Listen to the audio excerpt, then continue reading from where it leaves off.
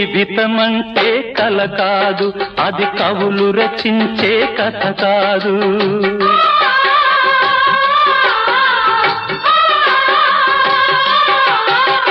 జీవితమంటే కల కాదు, అది కవులు రచించే కథ కాదు. కనుమరుగైనది సిరి కాదు, అది మనదని తలచుట సరికాదు. కుడి ఎడమైతే పొరపాటు లేదను నానుడి సత్యం కాదు, ఇది అందరికి అర్థం కాదు. ఓ